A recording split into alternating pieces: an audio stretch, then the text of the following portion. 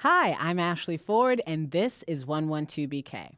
Coming up, a take on the recent Proud Boys fiasco in Manhattan from a journalist who covered last year's white supremacist rally in Charlottesville, which led to the death of counter-protester Heather Heyer. The fact that this group was invited to speak at the Metropolitan Republican Club is really troubling, that this sort of mainstream institution had them there. Plus, a conversation with two Brooklyn-based journalists on what we should take away from the latest UN report on climate change, other than despair. The history of America, the history of the world, of New York City, what it shows is that really it's like mass organizing. It's like communities and people actually coming together.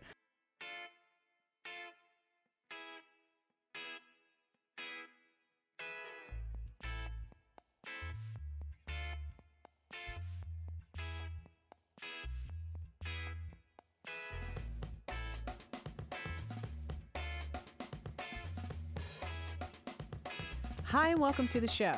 Just ahead, I'll chat with two reporters on the climate beat. Harrowing times, according to the latest UN report, which predicts a dramatic impact on the global population if we don't make some major changes fast. But first, in case people thought New York City was underrepresented when it comes to hate groups, now comes the Proud Boys, a far-right ultra-nationalist group founded in the city, which made a splash this weekend when they were invited to a GOP event and then set about beating the crap out of three Antifa protesters while shouting homophobic slurs, their founder Gavin McInnes brandishing a knife, and a group posing while making white power signs. Police made no arrests at the time, but now say they're investigating and charges may be announced soon. To talk more about actions like these and what resistance looks like, we're joined by Nick Murray, a journalist who covered the Charlottesville march last year. Nick, thanks for joining us. Yeah, thanks for having me, and thanks for doing this segment. Now, Nick, you were at Charlottesville last year when we saw the Proud Boys out in full Tiki Torch force. But can you talk a little bit about your experience at the march?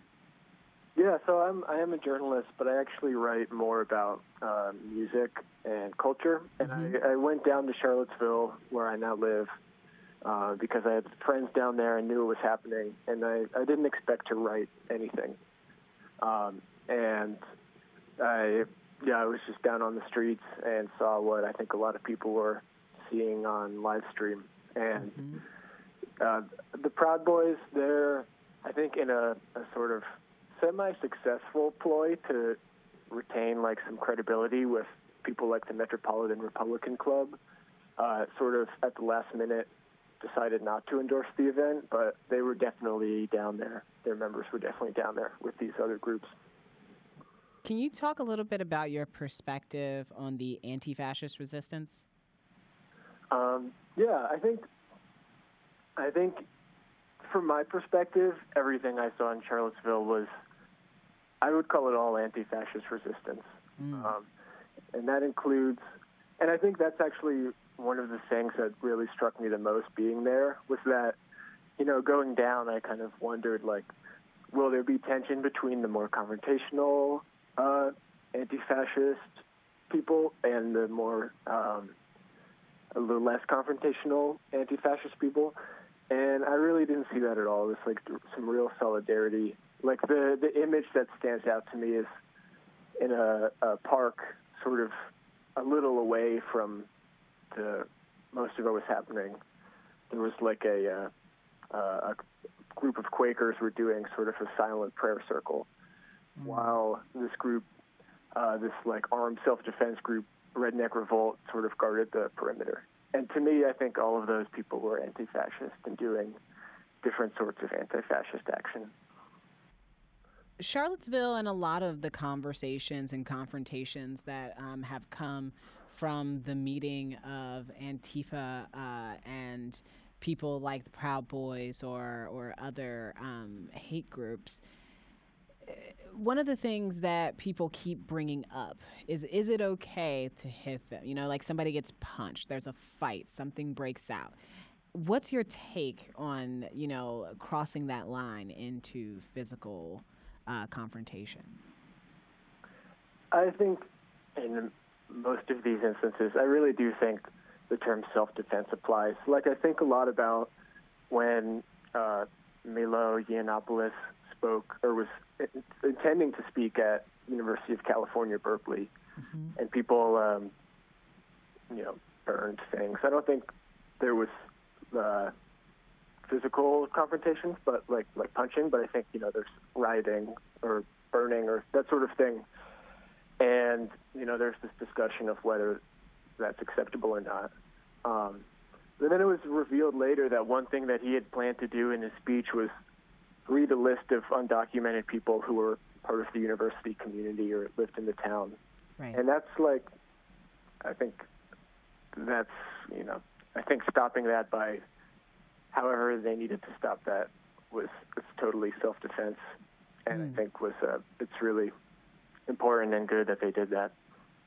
Now, when it comes to a group like the Proud Boys, right, which sounds, to be perfectly honest, quite ridiculous just as a name.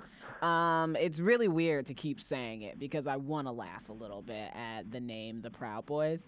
But do you think this is more of a flash in the pan phenomenon, like we're talking about the Proud Boys now and we won't be talking about them in a year? Or is this something that's here to stay? I think the thing, when I, turned on my computer and started reading about this confrontation, the thing that was the most disturbing to me is this context of it happening. Well, the fact that this group was invited to speak at the Metropolitan Republican Club is really troubling. That this sort of,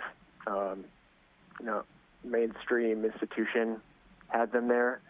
And then also I saw what, the Fox News coverage, which obviously we wouldn't expect that to be good, but they really misrepresented what happened. And, I think they said, Antifa strikes again, and they, as you mentioned, that Gavin McInnes was brandishing a sword, and they sort of implied that protesters had the sword. And just to see it, to see this group have some sort of backing within the mainstream Republican Party, and to see this, major news network really consciously misrepresenting what happened in order to support them, made me feel like, this is a deep problem.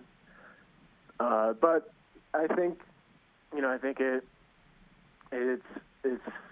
it's definitely, I definitely think it's a deep problem, but I think it's possible that we could look back on this as a flash in the pan, but it's only possible if, people stand up and stand together and really confront it head on, because I don't think it's going to go away by itself. Well, I appreciate you talking with us today. Yeah, thank you. I appreciate what you're doing. Thank you. Bye. Coming up, 2 more journalists join us to talk climate change. Climate change. It's not as bad as we thought it was. It's worse. That's according to a sobering new report from the United Nations Scientific Panel on Climate Change that paints a far scarier picture than even previous predictions. We talked about it the other day on the show with New York City's Chief Climate Policy Advisor. According to the Intergovernmental Panel on Climate Change, or IPCC, we're running out of time to cut down greenhouse gas emissions so as to keep the rise in temperature within 2.7 degrees. They say if we don't act fast to stem the warming, 2040 will be the point of no return, and the world will suffer food shortages and wildfires. We'll see refugee crises on massive scale. Parts of the globe will become uninhabitable. Coral reefs will only exist in aquariums, and on and on. To talk to us about these dire predictions, we're joined by 2 Brooklyn-based climate journalists, Kate Aronoff, who writes for The Intercept, thanks for joining us, and Audrea Lim, who writes for The Nation. Welcome to 112BK. Thanks for having us. Yeah. So just to get started, Kate, in your recent Intercept article, you write, it will be enormously difficult to do what's necessary to reverse our current course. As far as I know, personally, humans have never done anything. That's not easy. they've continued to do what is easiest in most circumstances and in most cases. So I want to break this conversation down into 3 parts, looking at things on a national, federal level, on like a local municipal level, and then on an individual level. But Kate, let's start with you. So far, the federal response to the report hasn't been particularly encouraging, I would say. What hope is there that the federal government, at least in the United States, is going to take some action? So I think it's unlikely the federal government will take action while Donald Trump is president on this front. And that's sobering, but it's not the end of the world, right? So the Trump administration has said that it wants to pull out of the Paris Agreement. It can't actually do that for 2 years. And so it will still be in that process. It actually approved the IPCC report because of, it would be very odd if it didn't. But I think that's not quite the whole story, right? And so there are states, there are cities that are sort of looking to amp up their commitments to climate change.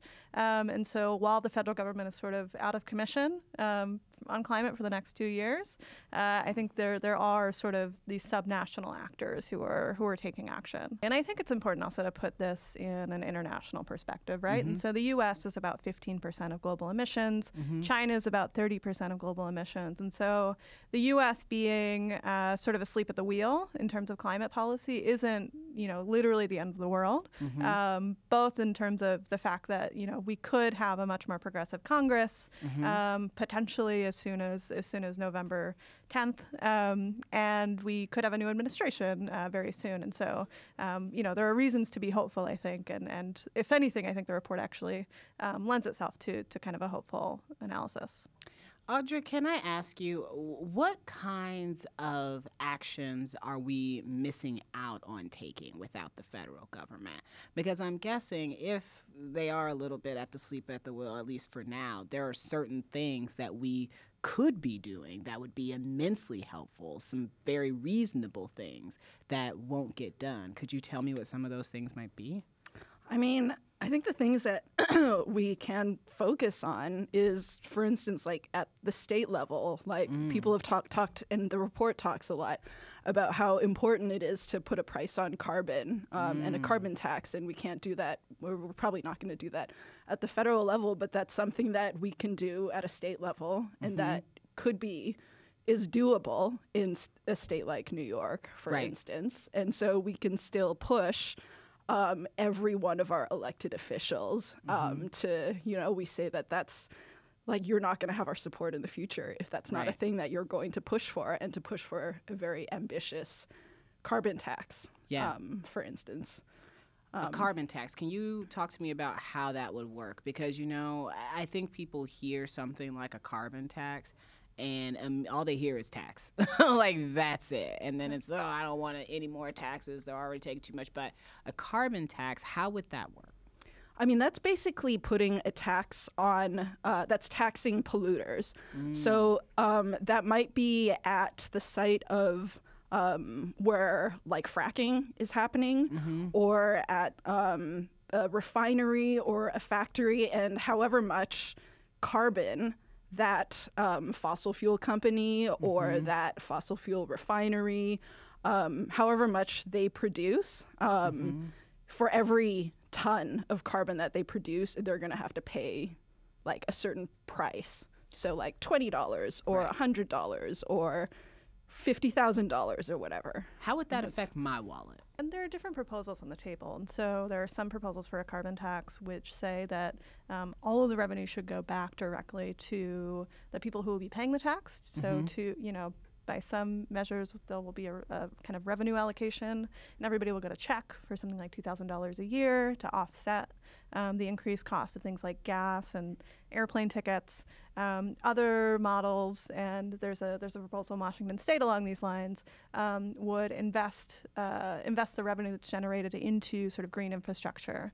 And so ideally, the people who are paying this tax and who are hurt the most are the people who are polluting the most, which are fossil fuel corporations. Right. And so ideally, this will not be a sort of regressive tax where folks who are just trying to get to work, to get their kids to school, are finding themselves, in real sort of financial straits because of it. And there are ways to do that. Is it realistic, the carbon tax, that it could work and help to push us in the right direction? It's a good question. It is the sort of go-to policy that people sort of talk about when they talk about climate policy.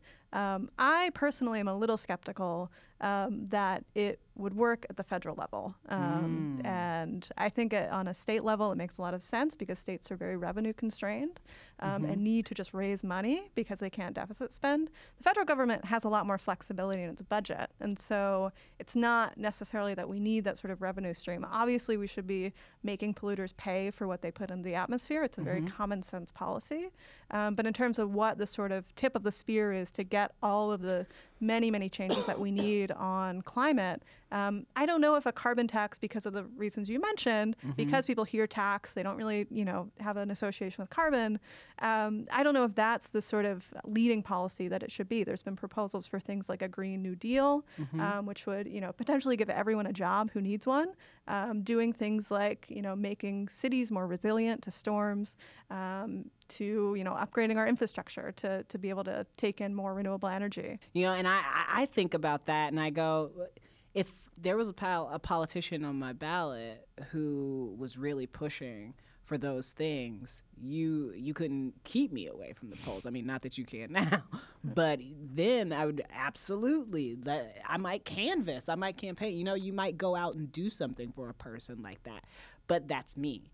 So do you see people or do you hear people really feeling like climate change is going to be a midterms issue for who they end up voting for at the polls? In terms of the midterms, I mean, it's so close, and I just haven't seen too many people talking about it. Right. But I think there are several elected officials who are very likely to make it to Congress. People like Alexandria Ocasio-Cortez here in New York, Rashida Tlaib in Detroit, who are running on programs that include a Green New Deal. And so I think if it becomes an issue, particularly after the midterms, it will be because there are sort of champions like them really pushing this forward. Audrea, we had the mayor's advisor on climate change here last week, talking about, green programming, trying to become a leader in sustainability across the world, which we've heard de Blasio talk about quite often. But is it working? How important are these initiatives, not just in New York, but if we're purporting to be a leader in this space, are we doing the work to lead?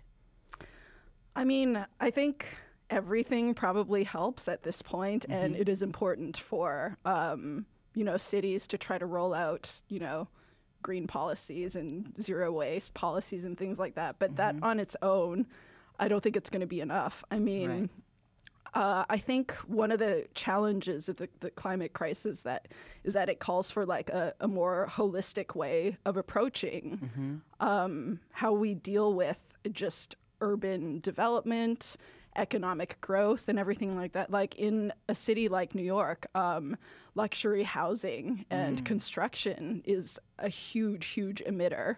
And on top of that, is also causing an affordability crisis. It's also taking away green space or waterfront space that could be used for green spaces for communities, and instead we're building luxury housing. And I don't see de Blasio taking that much action on that front. And that is really, really important. And so, I don't see the city doing very much on that front, but community groups around New York City have been, pushing for this like more holistic vision of community development that works, that does a lot more for working people and immigrants Talk to me about that, because I find that very often you have people who fall into two camps. People who are like, when you're in my house, you recycle. We care about the planet, and we take care of it in this house. You know what I mean? Like, they're very serious. And then there are people who go, it doesn't really matter what I do on a daily basis, because my city or my country or just the planet, like globally, all the big cities, all of these, developed nations are ruining the planet. And my choices at home aren't going to change anything. What do you say to people like that? Like, is there something they can do? Are they right? Or is the truth somewhere between, if I don't throw away this can in the right trash, then I'm ruining the world, versus it doesn't matter what I do at all? I think it's a complex issue, and the simple answer is that I think it falls somewhere in between. Like, we do all need to, our lifestyles are very much like based on fossil fuels and creating a ton of waste, and it's designed around convenience more than it is around like sustainability or justice. Right. However, I think there's this idea in the society that we live in today, which is so much informed by like capitalist or neoliberal values, that individual choice is such a big factor in shaping the direction that society goes. And really, like, the history of America, the history of the world, of New York City, what it shows is that really it's like mass organizing. It's like communities and people actually coming together and not just like all deciding to recycle, but deciding to either push for better policies or to together try to create alternative models of economic growth. So like, to work on building different industries and to structure, those companies or the way that we make decisions in communities in a way that's like more democratic, say. And it's those kinds of like individual actions are important, but we're all a part of the society that we live in. Right. At the community level, at the local level, at the state level, at the international, global level. And so it's all necessary. Yeah. So we just need to be activated in all of those spaces in some way, is what I'm hearing. Kate, do you think environmentalism can thrive under capitalism? It's a small question.